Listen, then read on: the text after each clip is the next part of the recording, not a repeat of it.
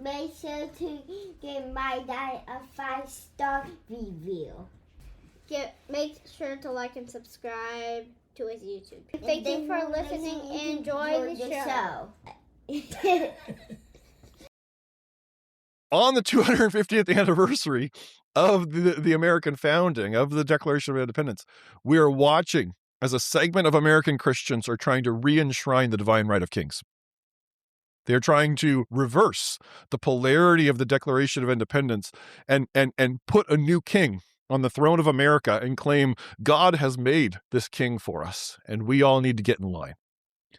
And that's what, like, to me, the irony of that, the absurdity of that is so disturbing, right? That what they want to do, and let's not be American centric. Let's look back through history. What happens when Christians claim that their king or their Caesar or their ruler is anointed by God and is put on the throne? Tyranny, dictatorship, pogroms, crusades, inquisitions, enslavement. I mean, the history of Christian imperialism is a history of horrors.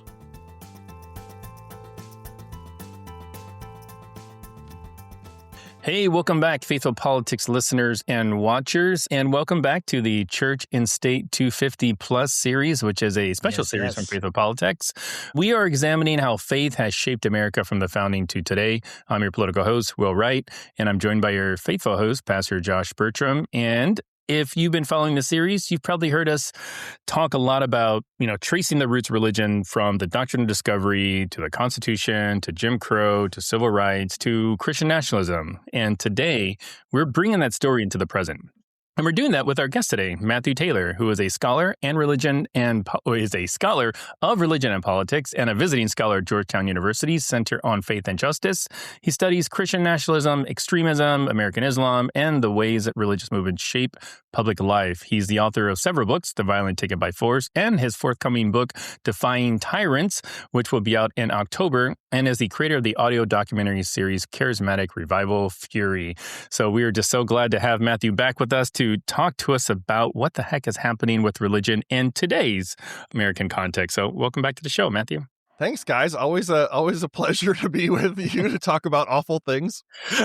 Yes, thank you. And we're supposed to be getting like a robe, like a Faithful Politics, like kind of like bathrobe, like king style for people who've been on as many your times. own form of penance. So, yeah, exactly. So Will Wright is taking care of that. So ask him about it. I am. I'm in the VIP sort of like department of this church. But anyways, so throughout this series, Matt, we've been looking at a lot of different like religious movements. I mentioned some of them, the Doctrine of Discovery, Manifest Destiny, in ways that they are, changing kind of how America looks. And there does seem to be a pattern with a lot of these different types of movements. So I'd love to just kind of start, when you look at the religious movements today, like what similar patterns, are you seeing kind of emerge with regards to things like, divine authority, chosen people, sacred land, and all the other stuff?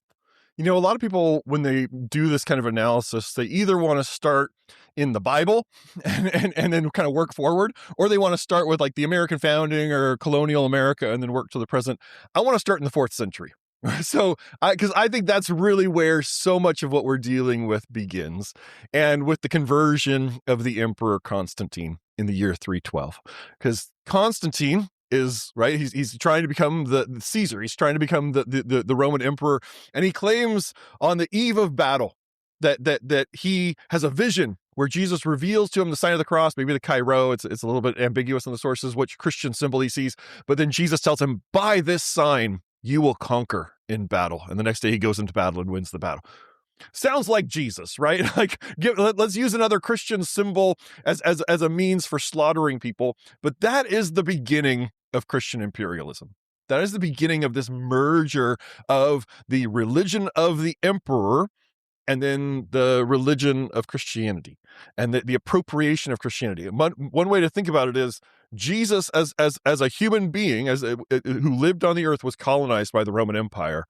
Jesus as a spiritual being was colonized by the Roman Empire 300 years later. And this is the beginning of this Christian imperialism, this merging of church and state. And it's a couple generations later that Christianity becomes the official religion of the Roman Empire. And this is where you start to get these narratives, Christian narratives now, right? Not just kind of Hebrew Bible narratives about Israel and the special relationship of Israel with God, but now Christian states, Christian empires, Christian borders and boundaries. And one of the ideas that comes out of that merger is the idea of Christendom. Christendom is not the same as Christianity. Christendom is the physical boundaries and the people who are ruled over by Christian rulers, by Christian tyrants. And there are all these Christians today who are talking about wanting to bring Christendom back. And in many ways, that is the project of Christian nationalism. It's just kind of dialed in, warmed up leftovers of Christian imperialism, because for hundreds of years, Christians got the impression, were preached at from the pulpits, were taught in their seminaries that Christians had an entitlement to rule over other people, that Christians were better than other people, that Christians were superior. And this leads into racial superiority theories. This leads into cultural superiority theories. But all of this goes back in so many ways to a figure like Constantine, to this blending of church and empire, to the weaponization of Christianity, the recolonization of Jesus to turn him into a tool of empire. And I would argue that everything that MAGA Christian nationalists are doing today is just downstream of these earlier versions of Christian supremacy and Christian hegemony. Yeah, that's a really compelling narrative, and I want to push into that a little bit more here. And so, we have we're seeing these recurring. What I'm hearing you say is we're seeing these recurring assumptions about America's identity. Yeah. Right now, they're really tied substantially to a view and really a way of doing Christianity that's using it as essentially a power tool, a tool to coerce and gain influence and power. And we're seeing these assumptions like maybe chosenness, right? Divine destiny, spiritual warfare, right? We have authority, God's authority, the Bible's authority, a mission, not just for the person, for the church, but for the nation. Now, you're arguing, and I just want to make sure that it's clear for everyone, and even like when it's coming to today, right? Because that's what we're dealing with, not only this past, but how it's affecting us now. Because the past is great, but the past is only good as I see it, insofar as it helps us today to figure out what we're doing right now. Because they're all dead and gone, right? They don't need this anymore. We do need this right now. So are these ideas, would you say they're political in nature, or do they emerge theologically first and spiritually first and then become political? Or is that too much of is that too simplistic of a model? Is there something more here? Yeah, I mean, I would question how much we can really draw a firm line between politics and theology. Right. I mean, politics is about, right, in the most abstract sense, right, is about how human beings relate to each other around questions of power and how we work through questions of power in society. Right, yeah. Theology is, at its most basic, right, is about how humans think about God and the cosmos and how they make sense of the world. Those overlap to a great degree, right? Because you can't make sense of the world without thinking about power and how human beings relate to each other. And Absolutely. You can't think about kind of how God works and the world kind of operates and operate in society without having a bigger kind of picture, right? That in your mind of what you're working with and thinking about. So no, I think they're deeply interrelated. And part of what I'm trying to argue here is we in the United States tend to be very myopic and America-centric. And even in our castigations of American Christianity, we tend to also be very America-centric and think, well, all of this started in like the colonial period when we talked about a city on a hill, or all of this when we made that covenant with God in America, and then we got American. Or the idea of a new covenant nation. Oh, well, that's an American. No, that's not an American idea. That idea goes back a long ways, right? That idea goes back. I mean, these same tropes that we are seeing in American Christian nationalism, you can find these things in the 4th century. You can find these things in the 5th and the 6th and the 7th century. So there's already built in to many of the structures of Christian theology these sorts of justifications for the coercive use of power in the name of Jesus. And the weaponization of Jesus, turning Jesus into the token, turning Jesus into the justification for imperialism and slaughter. That's the Crusades, right? That's the Inquisition. That's European colonialism, is framed around these chosen nations who claim that God is empowering them to go and take over the rest of the world and colonize and enslave people, right? I mean, there's a long, long history here, and our American story fits within that bigger story, but it is not exceptional. It is in many ways actually part of a reckoning that we need to have with broader Christianity and this pattern of Christians abusing power in the name of Jesus and claiming that it's the gospel. And so I want to say, yeah, we do need to pay attention to what's happening in the U.S. and some of the patterns and the habits of mind that are taking root now. But if we're going to uproot those patterns, we have to go back a lot further. It's not just the 15th, 16th, 17th century. It goes back very deep in our history and in our theology to these ideas of the idea of a Christian king. Where did that come from? Right? All these people now want to turn Donald Trump into a king. Well, what kind of king do they want to make him into? They want to make him into a new Constantine. They want to make him into a new Julius Caesar. They want to make him a figure who has this kind of divine right on him. That's Henry VIII, right? Like, I mean, you can go back in history and see all these ways that Christians have found of justifying their own superiority in history and then inflicting those claims of superiority on other people unwillingly, right? That's coercive power. Jesus taught us not to do that. And yet we have perpetually done that over and over and over again. So I think that, yes, there are certain kind of distinctly American things about how we have come into this, right? And there's particular American symbols, there's particular American movements of Christian nationalism, and we can get into those nuances. I think they're important. But at the biggest frame, I think what we're seeing here is part of a very, very old habit of mind of Christians, of thinking that Christians are entitled to rule over other people. And that philosophy, that concept, that idea is what I call Christian supremacy. The idea that Christians are better than other people and are entitled to rule over them. That's Christian supremacy. Stay with us. We'll be right back. Women were vital to the history of American Christianity. But now growing numbers of women are quitting the church over misogyny, abuse, racism, homophobia, and the big banner that seems to connect it all, Christian nationalism. I'm Sarah Stancorp, and my new book, Damned If She Does, is about why millions of American women have quit church and what it means for the future.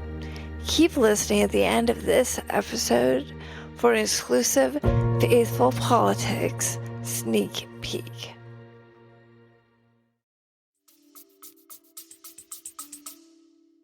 You know, when we spoke with Whitehead and Perry about Christian nationalism, they did a really great job explaining kind of the methodology and how they kind of landed on the definition of what Christian nationalism is. So I'm curious on how does your work specifically kind of fit into the cultural framework, if it does, and maybe as a follow-up question, like, what are like the different permutations of Christian nationalism? I.e., you know, is it a spectrum? Is it just like, you know, once you've seen one Christian nationalist, you've seen them all kind of thing? Like help us better understand, like, who are Christian nationalists and why are they important? Yeah, if you want to get real nerdy here, right? So the Whitehead and Perry and Robbie Jones and a lot of the people who've done really important and good work on Christian nationalism are often trained as sociologists, right? They're numbers scholars who are working with statistics and surveys and that sort of. That's not me. I'm not a numbers person. I'm a humanities person, right? I do history. I study leaders. I study movements. But I'm doing it from kind of the sources and texts and people kind of approach to things. And so part of what I'm trying to bring into the conversation is to say, yes, Christian nationalism is a real thing. It didn't start in 1980. It didn't start in 2015.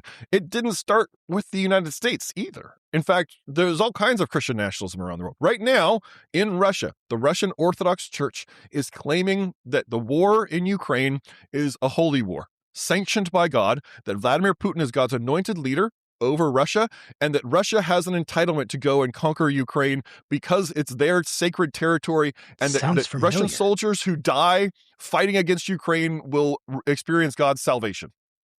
Right? That's Christian nationalism. It looks very different than our Christian nationalism. That's Pete Hegseth said that, right? I mean, Pete Hegseth is doing a version of you're this talking here. about Russia. Oh, sorry.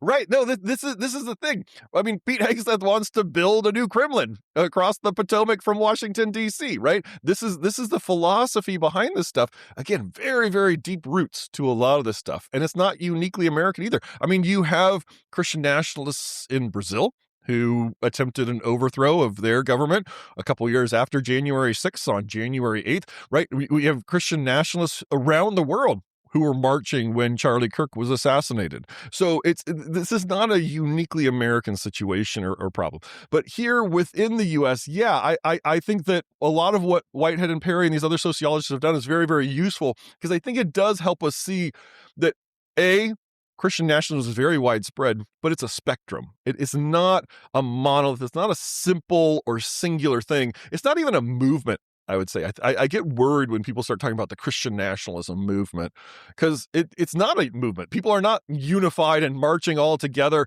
It's a habit of mind. It's a tendency in American history. That's and really American good, politics. bro. That's really good, Matt. Really And that tendency has been with us since the founding. And in fact, that tendency goes back before the founding, and even in the era of the founding, there were people like Thomas Paine who were open to these ideas of Christian nationalism, and there were members among the founders who had some of these sympathies with what we would today call Christian nationalism, and it was a genuine debate among the founders about whether there could be an official church, and they ultimately ruled against that. But yeah, there's a spectrum even today of extremism, and that you see this in all the surveys that have been done, the PRRI surveys, Whitehead and Perry surveys, Pew surveys. There's always a spectrum, and I would say that the two ends of that spectrum, it's a spectrum of not of whether people are Christian nationalists, but what kind of Christian nationalists they are. And I would put at one end of the spectrum, kind of the softer, more moderate end of that spectrum, what I call God Bless America Christian nationalism, right? Kind of a sentimental, nostalgic, hearkening back to probably mythical era in the mid-20th century. They got a Christian flag. They got an American flag. Yeah. Having a Christian flag, having an American flag. I mean, I grew up in churches like this, right, where we would have a Christian flag in the chancel and an American flag in the chancel. And I had a pledge to the Christian flag. I did. I grew up going to private Christian school. I pledged allegiance to the Christian flag. My high school mascot was a crusader, right? This stuff has been around for a very, very long time. But that's to me, when I look at that kind of God Bless America style Christian nationalism, it's kind of an aesthetic, right? It's kind of a choice about kind of the symbols and the way you inhabit American identity that actually does overlap with patriotism. It's not my cup of tea. I don't really like blending of religion and politics, but it's not a grave threat to American democracy either. It's been around for a very, very long time, and I would argue has always been. And it might be a kind of glue, right? It might be a little bit of a glue in some ways. Yeah, I mean, this is often what gets talked about as more like civic religion. Right? It's part of the kind of fabric of American politics and American history is this blending, this infusing of God into and appeals to the Bible, appeals to kind of Christianity within kind of American politics. We don't have a separation of church and politics in the United States. We have a separation of church and state. And that's an important distinction. In France, they have a separation of church and politics. And so they are trying to discourage religious ideas and religious messaging in the public square. They want religion to be a purely private thing. We have a separation of church and state. There cannot be an official religion of the United States. That's in the First Amendment. But there's a lot of room for religion in politics. Yes. And we've always had politicians who appeal to their own religious faith, not just Christian faith. I mean, we have Jewish politicians who appeal to their Jewish faith. We have Muslim politicians who appeal to their Muslim faith. This is a part of what it means to have kind of a pluralistic society. I think that it would so not all blending of Christianity with politics is bad or outside the bounds of democracy, right? At the other end of the spectrum is where we should be getting really, really concerned, because that's where we find these movements of Christian supremacy, these ideologies of Christian supremacy, where, and you can see this in all the surveys, right? Maybe my favorite that I think illustrates this really well was from Pew in 2022, where Pew Research Center does this survey, and they're asking this sample of Americans, do you think America should be a Christian nation? 45% of the country says yes to that question. Right. And so you have all these hair on fire headlines the next day, right? 45% of Americans are Christian nationalists, right? If you keep reading the survey, they keep asking more questions beyond that. Okay. Yes. So yes, you think that America should be a Christian nation. So do you think that the Congress should use the Bible and Christian morality in how it makes legislation? No. Only 10 to 15% say yes to that. Do you think the Supreme Court should use their own religious values and reasoning within their Supreme Court decisions? Only 10 to 15% say yes to that, right? Or do you think that we should overturn the First Amendment and declare the U.S. a Christian nation? Only 10 to 15% say yes to that. So there's this delta between the 45% who have some sympathy with these ideas, that have some attachment to these notions of a Christian nation, versus this 10 to 15%, this kind of hardened core that actually does want to implement these things, that has an agenda, has a theology of the nation that says we have to do these things, we have to make this stuff happen. That's what I call Christian supremacy. And that's the world of the New Apostolic Reformation that I study. There are a number of these Christian supremacist movements and ideologies, all kind of angling for power within the Trump administration today, that are really and truly dangerous. I mean, when I say 10-15% of the population, that's that is like the molten core of the MAGA base. We're not talking about a fringe kind of idea that has no political representation. That is those are the folks who are driving the agenda within the second Trump administration. They are often the people staffing the second Trump administration, part of the cabinet of the second Trump administration. So they're very, very influential. But they are a small group demographically within the whole spectrum of American politics.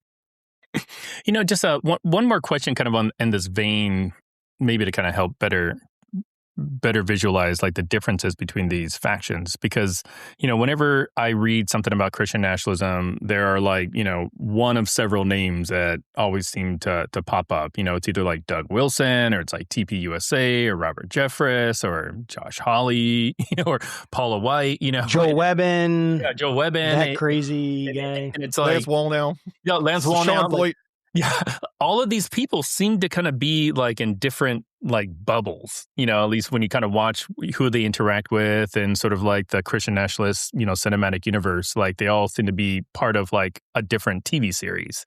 So like is that kind of what you're getting at? Like all of them have this like feeling or this tendency to want to Christianize America, but they operate out of different, I don't know, like base camps. I'm not sure if that's the right way to explain it. Yeah, I would think of it, I would say that there are three major religious ideologies that are all angling to say what Christian MAGA is today. And they're more like affinity groups. So they're not strictly kind of like it's not necessarily a denomination or something like that. Like it's not as simple as that.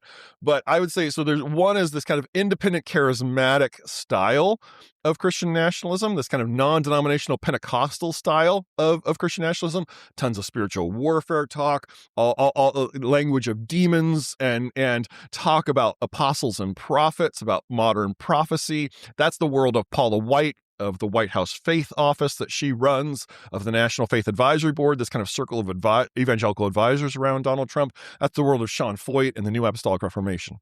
You've also got this kind of Calvinist version of Christian supremacy in the United States. That's the Doug Wilson, kind of Pete Hegseth world, very rooted in systematic Calvinist theology, very attached to ideas like theonomy. So theo, God, nomos, law, the application of biblical law to modern societies. That is the ideology behind somebody like Pete Hegseth. And they're also very patriarchal, tend to be pretty racist, sometimes anti-Semitic, right? So there are these two different kind of Protestant versions of Christian supremacy, both kind of angling for influence within the White House. And then the third is actually Catholic. and there's, I mean, about 20% roughly of Americans are Catholic, and there's a reactionary element within global Catholicism that also finds expression here in the U.S. This is movements like Opus Dei, a lot of the kind of activists around the Supreme Court, the Heritage Foundation, and J.D. Vance is the kind of avatar of that movement within the administration. And but a lot of their efforts are actually more focused around the Supreme Court historically. I mean, it's not an accident that 5.5 out of 6 of our conservative Supreme Court justices are Catholic. I'm giving Neil Gorsuch half credit because he was raised Catholic and now is an Episcopalian. But like that's not an accident, right? There's been decades of investment by kind of right-wing Catholic organizations and networks to train up those kind of people to then kind of get them into positions where they could take over the Supreme Court. But now they also have an angle within the administration through a figure like J.D. Vance. But all of those things, and all those movements, they have different theologies. They're kind of competing with each other. They all have their different kind of figures within the administration that they're trying to use to get access to Trump. All of those, though, I would argue, are still just downstream of Christian supremacy and Christian imperialism, right? They're different religious traditions. They're different expressions of Christianity, but they're all doing this Constantinian thing of saying we need to baptize the nation, baptize the empire, and claim that we are entitled to power over the empire because we're Christians, and then we will be able to enact the kingdom of God as we understand it, right? And so, and Lord help us if they actually come to power, because these folks don't really disagree. And right now they're fighting over a lot of things. I mean, they don't agree about the war in Iran. They don't agree about U.S. policy towards Israel. So the MAGA is this amalgam of a lot of different interests and a lot of different groups kind of converging around and interested in some of the same questions of power, but they don't all agree about how to get there. And philosophically and theologically underneath the hood, they're actually quite different. Yeah, and I think history tells us that just because you're Christian doesn't mean you're not going to fight and kill each other. So I think that we should probably pay attention to that, because Catholics and Protestants have spilled much blood over disagreements in theology as Christians, slaughtering Christian brothers and sisters in cold blood and doing some of the most horrific things you can imagine. Yeah, to people and their families. And that's a phenomenal point, Josh. I mean, some of the worst persecutors of Christians in history are Christians. Absolutely, without a doubt. And part of the pattern of Christian imperialism is right. Constantine has to choose one version of Christianity to become his religion, that then becomes the religion of the empire ultimately, right? And so there's a way that there's a logic of Christian nationalism and Christian imperialism that wants to say one of these movements has to triumph in the end for them to accomplish their goals. And this is why the U.S. founders are looking around. I mean, they're very conscious of the religious wars in Europe after the Protestant Reformation. They're very conscious of how these different state churches in Europe are persecuting all the other, right? How the Catholics are persecuting Protestants, how the Protestants are persecuting other Protestants, right? And even this phrase, the separation of church and state, comes from a letter from Jefferson to a group of Baptist ministers where he's reassuring them and saying, look, I know you're worried about the Episcopalians taking over. I know you're worried about the Presbyterians taking over and you being on the downside.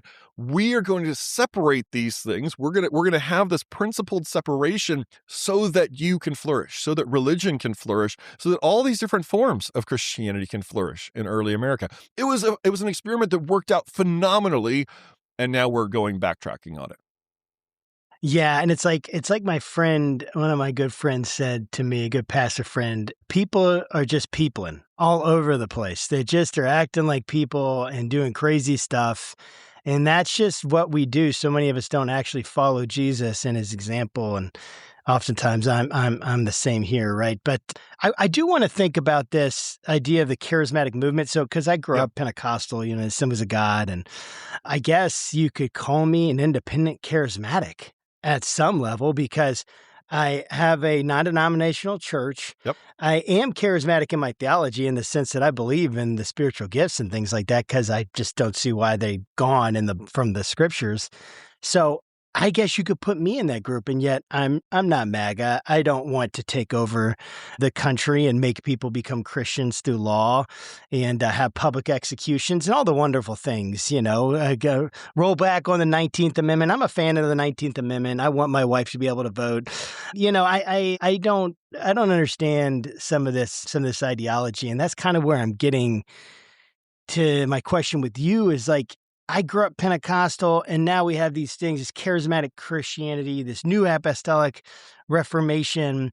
And I just would love for you to explain to our listeners who are unfamiliar, what are these movements and why are they important? Why should we normally think about charismatics or Pentecostals? They speak in tongues. They're kind of the crazy, redheaded stepchild of the. No offense, Matt. A redheaded stepchild of the, of the Christianity. What's going on with this rise to power, and why are they at the center of this? Just real fast before you answer that, Matt, I should know we don't normally make it a habit to insult our guest. We don't. But Matt, two of my brothers are redheaded, and so I feel real affinity to you too. It's crazy. To my knowledge, I am not a stepchild. I'm the middle child, so I'm the redheaded middle child. I have a redheaded middle child brother, dude. You guys would get along. So no, I think it's a very good point that you make, Josh. Right? Even in the same way that I would not say all Calvinists are followers of Doug Wilson, or all Catholics are like J.D. Vance. Not all independent charismatics are into Christian nationalism and Christian supremacy, right? These are vast movements. I mean, globally, independent charismatics, where you have this juncture of non-denominational governance, right? The non-denominational churches, non-denominational movements with charismatic spirituality.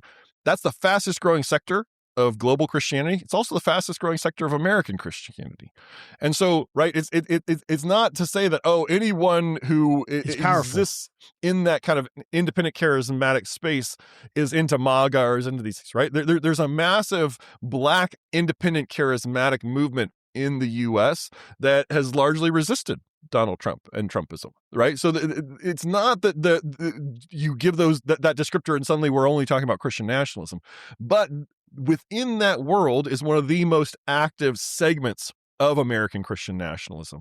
And so, again, just biggest picture, when we talk about Pentecostal charismatic Christianity, we can roughly break that globally into three buckets. And we're talking about hundreds of millions of people here, right? This is a very, very sizable movement. If you put all those movements together, all the Pentecostal charismatic movements, you have a sector of Christianity that's actually getting pretty close to the size of global Catholicism, right? The largest expression of Christianity in the world. So, and I think by the end of the century, the Pentecostal charismatic movements might outpace global Catholicism. Now, actually, those things overlap, though, because so you have classical Pentecostalism, right? The Pentecostal denominations, the Assemblies of God, Church of God in Christ, these kind of more the denominations that came out of the early 20th century. That's one of these buckets. The second will be kind of the charismatic renewal that has occurred within more traditional kind of forms of Christianity, like Catholicism. So there's a huge movement, a burgeoning movement of charismatic Catholics around the world today that, like Amy Coney Barrett, the Supreme Court justice, came out of a charismatic Catholic community, and especially overseas, kind of in South America and in Africa, in the subcontinent, these kind of charismatic Catholics are growing gangbusters all over the world. And then the independent charismatics is the third bucket. It's kind of the catch-all of right, because the other two forms are existing within more structured church organizational forms. This is this kind of more amorphous, non-denominational charismatic space. And it tends to be kind of the Wild West of global Christianity. Lots of innovation, lots of excitement. The most entrepreneurial Christian leaders in the world migrate towards this independent charismatic space because it's the exciting kind of space. I think of it as kind of the Silicon Valley of the global church. Very tech savvy, very innovative, very entrepreneurial, fast moving. They move fast and break things, right? Not a lot of regulation, not a lot of oversight, oftentimes not a lot of wisdom, right? In some ways, to name yourself non-denominational is to say, I don't have a tradition. I kind of exist in this eternal present. And that's part of the problem here, is that they aren't anchoring themselves in deeper traditions, and so they kind of move in every direction at once. So when we're talking about the independent charismatics, though, I mean, maybe the best way to think about how this stuff interfaces with MAGA, if you've seen these photos of Donald Trump with religious leaders praying over him, or religious leaders surrounding him, say in the Oval Office, or kind of all laying hands on him, those are probably independent charismatics. These are the people who tend to populate the advisory circles around Donald Trump. And the pivotal figure here is this woman, Paula White-Cain, who has been an advisor to Donald Trump, has been kind of a spiritual advisor to him for at least 20 years now. I mean, they met around 2001, 2002, and she is a televangelist, independent charismatic megachurch pastor, has called herself an apostle before, and she's a prosperity gospel preacher. And so she has been kind of the linchpin, the fulcrum around which this shift has happened, allowing these independent charismatics much more access and entree within American politics. And it is somewhat coincidental. I mean, she was close to Trump, and when Trump enters politics in 2015 to run for president, he turns to Paula White-Cain and says, I want you to be my liaison to the evangelicals. And so she brought her kind of evangelicals into the inner circle. These were the first Christian leaders to meet with Trump, the first Christian leaders to pray over him. In fact, the genre of these photos of Christian leaders praying for Trump actually goes back all the way to the fall of 2015. When some of the first meetings that Trump has with independent charismatic leaders, where they start praying over him, they start prophesying over him, they start laying hands on him. And that becomes then this whole genre of photos that we probably have hundreds of examples of now. And so they were, as you say, right, those people were seen as pretty fringy in 2015. They were seen as kind of the people on the margins of American evangelicalism. But now they're at the center of the action, because they are the people who surround Trump. And Paula White-Cain is the gatekeeper today for all religious leaders' access to Trump. Earlier, you made a comment about people.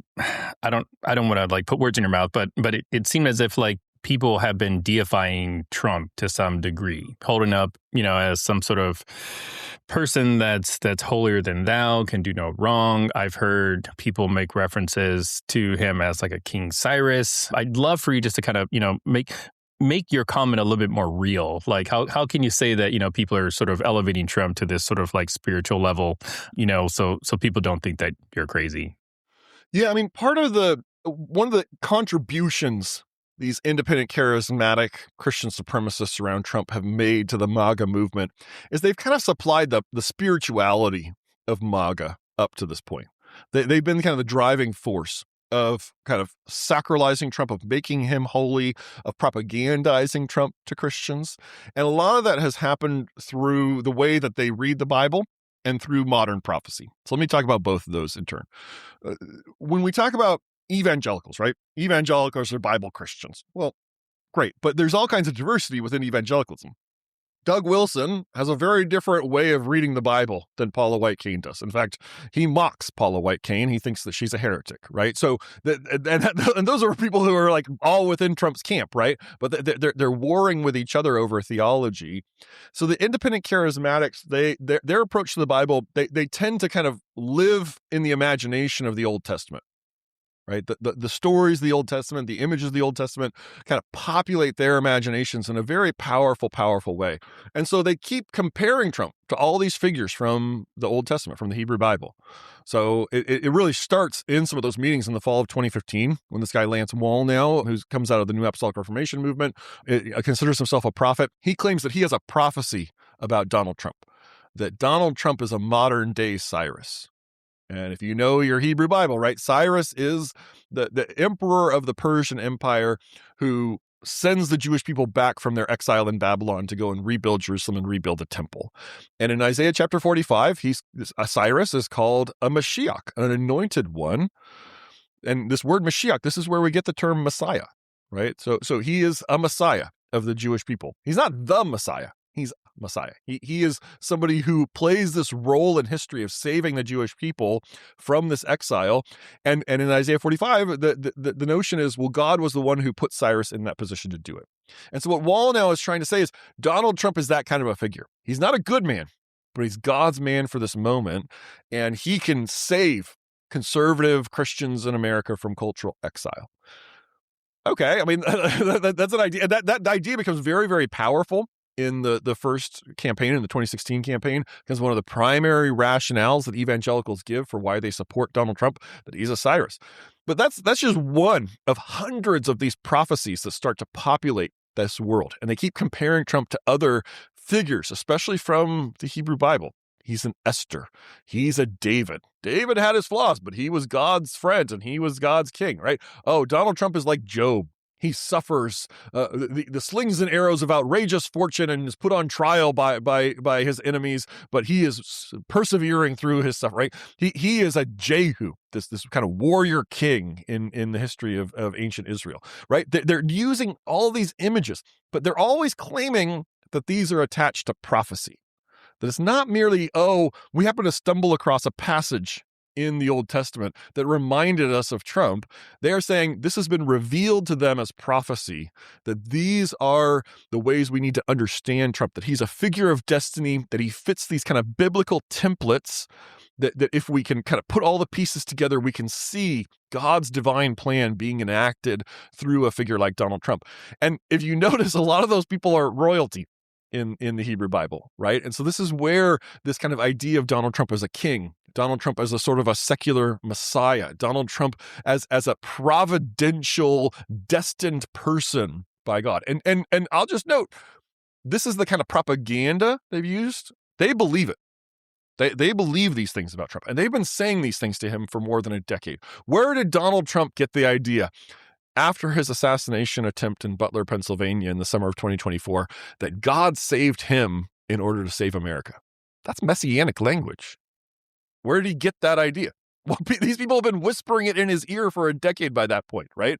Where did Donald Trump get the idea that he could post an image of himself as Jesus and people would be like, "Oh, cool"? What? Like it was a miscalculation on his part, but that mindset, that megalomania, the kind of messiah complex that he has, that has been cultivated for over a decade by these advisors around him who are often prophesying directly to him. That's so scary. And it's so sobering. I mean, like, even so, like, we just, as I know as we're you've said this before. Every time you say it, Matt, I'm like, is he serious? Yeah. Is it real? I mean, since 2001, Paula has known. I'm like, holy smokes, this has been like, so that we think this is out of nowhere. It's not. Sorry, go ahead. No, it's not. It's not out of nowhere. But even as we're speaking, right, they've just unveiled this golden statue of Donald Trump at his Doral People golf got course. so mad at me, Matt. They told me they accused me of causing division, of trying to, cause division in the church, because I literally posted this, said, if Obama or Biden had done anything close to this, there would be a massive reaction. And then they were like, how do you know? How do you, all this stuff? I'm like, I can't believe I'm even hearing this. Now, I love these guys. Like, I'm not trying to, but it's like, holy smokes. And you're telling me if Obama put a golden statue of himself and asked people to come, and it was patriotic, and said the person who put it up is a real patriot and they really know. Dude, I'm like, and they're like, oh, I'm sure Obama has done that. And there's been no reaction. I'm like, and it's just, it's mind blowing. Well, but this is the thing. Trump doesn't want to be a president. He wants to be a king. He wants to be a god. He wants to be a Caesar. And the Caesars claimed to be gods. I mean, a lot of kings in history have claimed to be gods. I mean, this was the context in which Christianity emerged, right? The reason that early Christianity was persecuted, in fact, I would argue the reason that Jesus was executed the way that he was, absolutely, was that in the Pax Romana, in the peace of Rome, the era that Jesus lives, the Caesars claimed to be gods. Yes. This is called the imperial cult. And they claimed that they were sent from on high, from the heavens to rule on earth. And they used even the word that we have in our Christian vocabulary, the word gospel, euangelion. Mm-hmm. That's not originally a Christian word. That was Caesar's word. That was a word used as part of the imperial cult, the propaganda of Caesar, especially Augustus, who was kind of the Caesar during Jesus' parents' and grandparents' time, who claimed that he was a divine god sent from on high by providence to rule over the Roman Empire. Augustus means, right? Kind of like divine, doesn't it? That was the title that he adopted. To say, I am the honored and sacred one, right? And this is why the early Christians are persecuted, is they refuse to bow to Caesar. And yet here we have Jesus is Lord, right? And not Caesar. And yet here we have an independent charismatic pastor, Mark Burns, leading a ceremony of blessing this idol paganism, of Trump. Bro. It's paganism. It's straight paganism. It's Caesarean religion warmed up as Christianity. Bro, it's so okay. This is a good one because there's a few things that are connected here, right? So maybe you can make the connections because we're trying to bring a narrative in these questions, right? To kind of like get a whole thing. And we've been talking about this prophecy, this religion that has to do with Trump, right? And the idea of spiritual warfare, divine destiny surrounding Trump. And I would just love for you to go into more depth on that. Like you've done a good job of thinking about like Paula White and all of that. But even like, I would love for you to go into more depth on this prophetic movement around Trump that is proclaiming him to be God's man for the time, and connect that with January 6th for us. Yeah. And then how that's kind of continued since this. We want to make these connections because I'll just give you a little setup on this. I was talking to someone, they say, what time have Christians ever, done anything that was like violent to, well, just give me a minute. Okay. I'm racking my brain. Anywhere in Buddy who's history, saying the Christians have been violent. Huh. I mean, he was trying to make a very specific claim about in our modern time here. I guess, I don't know. Even and then we could, I know we can make claims about it.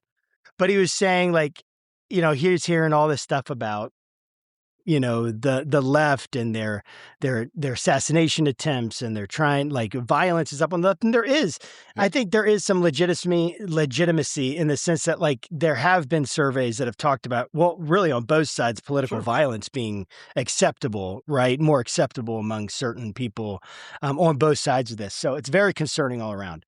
I don't want to get sidetracked on that. My point is that to give you context, when I said, hey, January 6th would be a very clear, example of a riot on the right that was very religious. It was clearly there's all sorts of religious symbolism. And I just got lambasted because I said that, right? So, and I don't care, whatever. I already expect that that's going to happen. But I would love for you to kind of help us again, draw the line from this prophecy January 6th so we can move into this conversation and kind of, because this is really helping us understand how it's affecting us right now. Yeah. So let me start with the prophecy behind January 6th, and then we'll build up to the more immediate prophecy. So the prophecy that I think really shapes January 6th actually comes out more around the turn of the millennium, and it's called the Seven Mountain Mandate.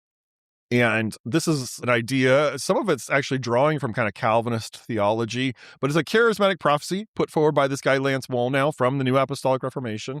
And the idea is that, of the prophecy, is that there are these seven mountains in every society. And you can think of these as kind of the arenas of authority in society. If you took up society and just in your mind divided up into seven different sectors, you'd probably come up with more or less this schema, right? And it's religion, it's government, it's family, it's education, it's arts and entertainment, it's media, it's business and commerce, right? These are all the parts of society, and they imagine every one of those as a mountain. And they say the tops of those mountains, the positions of power in every society, are either controlled by Satan and the demons or by God and the Christians, and there's no in between. And so the mandate, right, because it's a seven mountain mandate, that the commandment of God in this prophecy is for Christians to take over the seven mountains in every society. that Christians are supposed to take positions of power and influence over society, to rise to levels of prominence, or to make alliances with the leaders at the tops of these mountains, the leaders in education, the leaders in Hollywood, the leaders in government, and that through kind of this kind of manipulation of power at the top, then Christian influence will flow down into society. And this is very, very important for these independent charismatics around Trump, because they saw him as a pathway, as a figure who could conquer the government mountain for them. And that's in their strategy, that's the most important mountain, because it's the mountain that regulates all the other mountains, right? If they can hold the government, especially the executive branch of the government, then they can shape the rest of American culture. And so this is part of the philosophy for why these people attach themselves to Trump. They see him as a vehicle for enacting their agenda of what they call dominion, of Christian power in society. And then the Cyrus anointing idea that Wallnau puts forward when he meets Trump in 2015 is just another one of these prophecies. Again, this idea, he can take the government mountain for us. He can be this anointed figure. And then they manipulate and create all these kind of paradigms of spiritual warfare around Trump. Throughout the first Trump administration, the message from these new Apostolic Reformation and other independent charismatic folks is Donald Trump is doing the work of God. And we need to support him because he's doing the work of God. His agenda is God's agenda. And there's this mass conspiracy against him of demonic forces in Satan, and the aligned forces of Satan want to stop Donald Trump from doing God's agenda. Now, let's just observe what's going on here, right? They're taking a human leader with all of his flaws and saying he's doing the work of the angels. And anyone who opposes him is on the side of the demons. That they're sacralizing him and sacralizing the cause of MAGA and saying this is the cause of God on the earth. The agenda of building the kingdom of God is being put forward through Donald Trump. In fact, one of these NAR prophets, a guy named Johnny Enlow, sometimes says Donald Trump is God's number one kingdom asset on the earth. Donald Trump is the number one instrument that God has on the earth for building the kingdom of God. Right? That's the kind of narrative that is being put forward to justify Trump. By the time of the 2020 election, there were hundreds of charismatic prophecies, all saying in unison that Donald Trump is anointed to win the 2020 election. It is God's will for Trump to win the 2020 election. And when he loses the election and refuses to concede, all these prophets start saying in chorus, hey, look, we're not recanting our prophecies. God's will is clear here. We need to do spiritual warfare. We need to fight and battle against these demonic forces in order to make Trump the president again. And that is the context. That's the theology behind January 6th. And I have tracked more than 60 independent charismatic leaders who showed up in Washington, D.C. for January 6th. And one of the other narratives, the other symbols they've really attached to is this appeal to heaven flag. And so it's a white flag with a green pine tree at the center and the phrase, an appeal to heaven across the top of the flag. You might have seen it. And this is, I mean, this flag, it comes from American history, right? It's an American symbol. It's part of Americana. It comes from the American Revolution. It was a flag commissioned by George Washington to fly over the Massachusetts Navy, right? It's a piece of American history. But starting in 2015, it goes back to actually to 2013, but really in earnest, starting in 2015, these NAR leaders, especially a guy named Dutch Sheets, have been branding that flag as a prophecy and saying this is a prophecy about the need for a spiritual revolution like the American Revolution to overthrow democratic tyranny, overthrow the tyranny of Barack Obama, and we need to have a righteous government put in place. That's what the appeal to heaven flag means. We need to do spiritual warfare to fulfill the prophecy of a re-Christianized America. And that flag, I mean, you see it all over the place on January 6th, because the leaders who are pushing Christians to participate in January 6th are all pushing using these kind of symbols. And if you watch on January 6th, the stuff is everywhere. The spirituality of January 6th is structured around these kind of independent charismatic ideas of spiritual warfare, of prophecy, of fighting the demons that are trying to steal this election. And many, many, many of the Christians who show up around the Capitol that day, who participate in the Capitol riot, are steeped in these ideas of demonic conspiracy, that Donald Trump is the prophesied president. We know God's will. And if an election gets in the way of God's will, we have to overturn that election. Matt, this is my last and final question. I've been asking every guest in the series some variation of this question, and it's really just a question focused on reflecting on America's 250.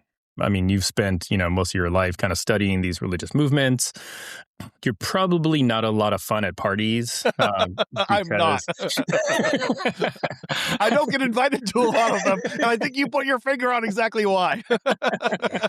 It's funny. We've had more than one guest on this show say that. I know, right? It's so weird. And I've just thought about it. Well, when's the last time I got invited to a party? I mean, go back in Greek mythology. How popular was Cassandra, right? I mean, come on. I'm either Chicken Little or Cassandra, and I feel like I'm more of a Cassandra. The predictions, the doomsaying I do keeps coming true for some reason. Yeah. I mean, maybe you're the prophetic one. Just think about Mind blown, Will. You're the prophet. Yeah, but I mean, America has a 250th anniversary. I mean, by the time this airs, 4th of July would have been a couple weeks ago.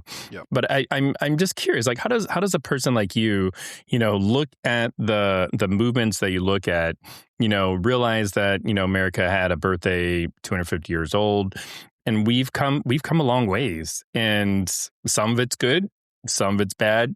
So I just how does Matthew Taylor reconcile with where we are as a country today? When I read the Declaration of Independence, if you want to boil down what the American founders are saying in that document, I think it really hinges on the divine right of kings. They're saying King George III claims that God has put him in office and claims that he is therefore entitled to be a tyrant. And we have a different understanding of God.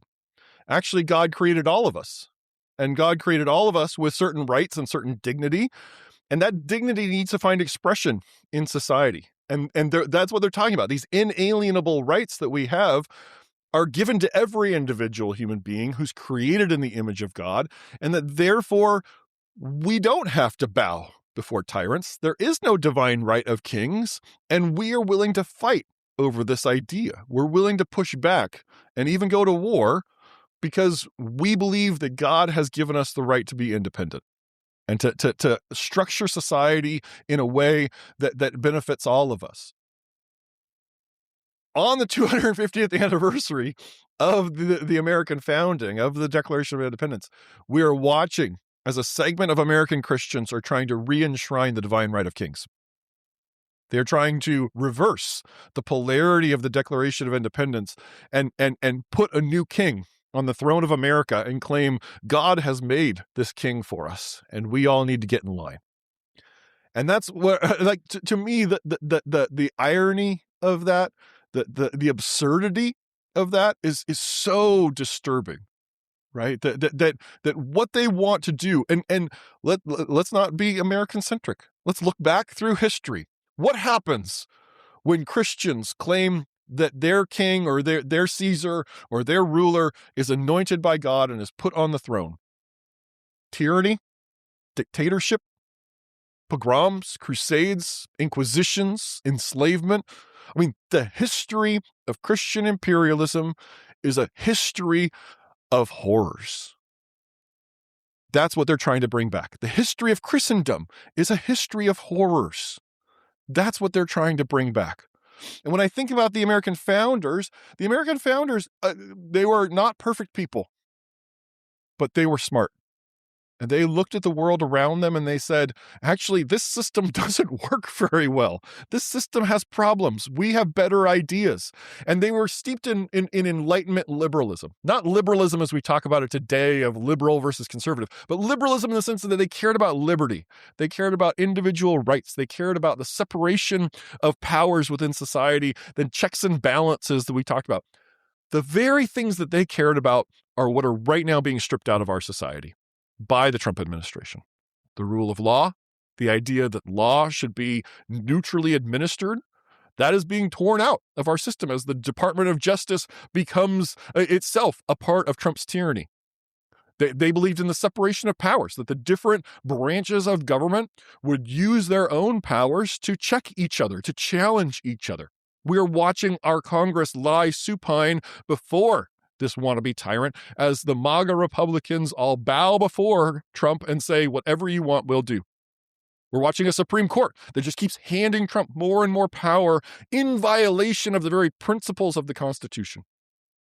Right? So we're watching as the dream that the American founders had that has proven to be one of the most successful and beautiful experiments in modern history. A vision that nation after nation has modeled themselves off of and innovated on and found other ways of building modern democracies. I mean, America's one of the first of these modern democracies. And it's become a model that others have found ways to use and to utilize.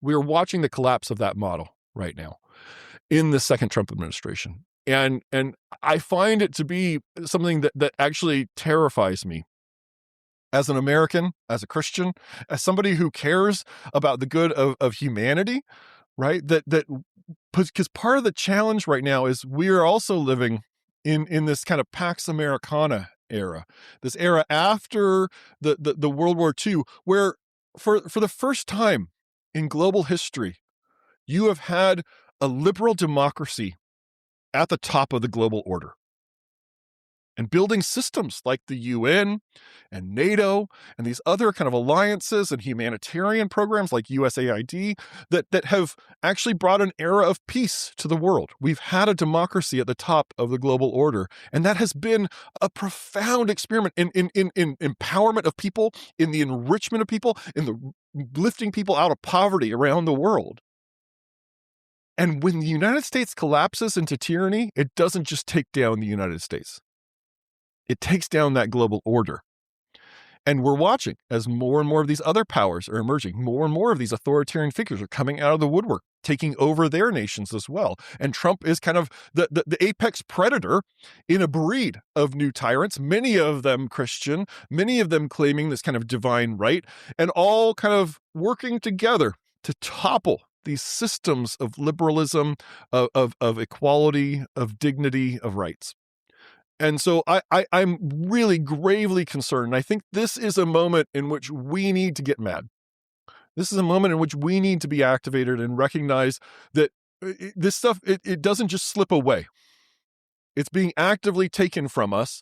And if we don't stand up nonviolently and protest, if we don't stand up and vote, if we don't stand up and challenge these things, our society will degrade, our freedoms will be taken away, and realistically, the world will suffer because of that. Not because America's so great and we need to rule over the world, but because the systems of democracy around the world, the global infrastructure of democracy itself is taking body blow after body blow from Donald Trump and the MAGA movement, and it's falling apart right now. And I think that the millions of people who will suffer and die from tyranny and from oppression that could come downstream of these choices that we make as Americans, I carry the weight of that responsibility. And I'm trying to warn my fellow Americans that this is a moment in which we need to think very gravely about what we want to be in the future, about how to hold on to the good elements of that past, and about how to stop this authoritarian slide that we are in. Because if we don't, the consequences are going to be disastrous. Well, thank you for sharing that. I'm going to your next party, right? You absolutely are invited, dude. You're the next speaker. I forgot to tell you. You know, honestly, I appreciate every single one of those words, and there was no sarcasm in that. I'm thinking about myself and what I need to do and what I am doing, and I'm trying to do my part, and even what's that going to mean in the future. And I want to continue to do my part and take some of the hits, because you're going to take hits when you're speaking out against this. And people, when you challenge their idols, they respond violently. So I think, I'm just falling on God's mercy and asking for His grace right now and His mercy to help the remnant, who the people that really believe in the free exchange of ideas, believe that the real gospel is compelling enough that it doesn't need to be forced on people. Yeah. And people don't need to be coerced into believing it, that it's compelling enough that I don't need to force you to do it and then tell you why you like it. I don't think that's the gospel. And it breaks my heart that we're in this place right now. It's tough, but I just really appreciate guys like you, Matt, out there writing, putting your name out there. We're going to keep supporting you. Thank you for being on here, being a part of this program with us, being a part of this series. We're hoping to our listeners and watchers that this is really informing you. We love this country. That's why we're doing this. We love this country, and we want the best vision of this country that we can have. And really, it's in our power to do it. And so we're hoping that we'll take this information and we'll use it going into this midterms, going into the next, all the political seasons coming up. Take this, use this information, share it with people who need to hear it. And guys, until next time, keep your conversations not right or left, but up. Thanks.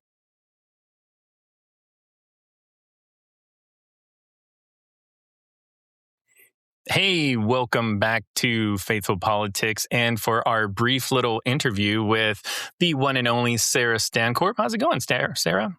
Good. It's going well. Thanks for doing this. Oh, so at this year's Southern Baptist Convention, and I'm no expert, but I can read the news, they voted overwhelmingly to advance some sort of formal ban on churches with women pastors. And your book, Damned If She Does, looks at why women are leaving the church and what that means for the future of religion. So I'd love for you just to, maybe give us what's one story that helps explain how a decision like what happened at the SBC shouldn't really surprise anybody.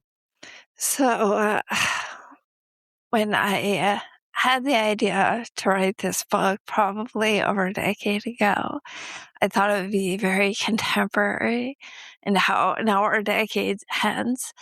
And when I sat down to write the book, I realized I actually needed to start in the 1980s because a lot of the threads that became important in women's lives started then. And I know this mini interview may become part of a broader conversation on Christian nationalism. As I look at the way evangelicalism, how the Christian right has embedded itself with our politics and really turned into a Christian nationalist machine, a big piece of that is Christian patriarchy. The way women are oppressed within this system is kind of a model for oppression of all of us. So jumping back to the beginning of the book, I started with Danuta Soderman, who was a co-host of the 700 Club with Pat Robertson. And she was granted a bit of influence there. She could talk to the country. She could even preach sometimes. God forbid. But she also was bounded by certain rules. She could have this influence if she followed certain rules. And as soon as she didn't, as soon as she was a threat that Robertson needed to dispose of, she was gone. When I think about the SBC, and I think about just year after year, amendments like this come up, attempting to silence women after women have worked so hard to press SBC for reform on sex abuse. This is no coincidence.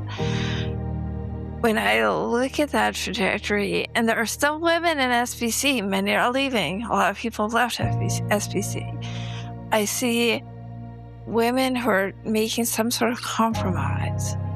And they're there, whether it's for comfort or community, or because they're too scared to leave and they know what they'll lose if they leave. They're making a deal, but they're eventually gonna lose. And I think that's the heartbreaking part of seeing what's happening now within that denomination. It's bad for the church. It certainly isn't good evangelism. But it's also so bad for women who, the longer they stay and tolerate being treated like this, it breaks them down. And eventually the only way to safety is to leave. Wow. Well, your book, Damned If She Does. When does it come out and where can people buy it? September 15th, and everywhere.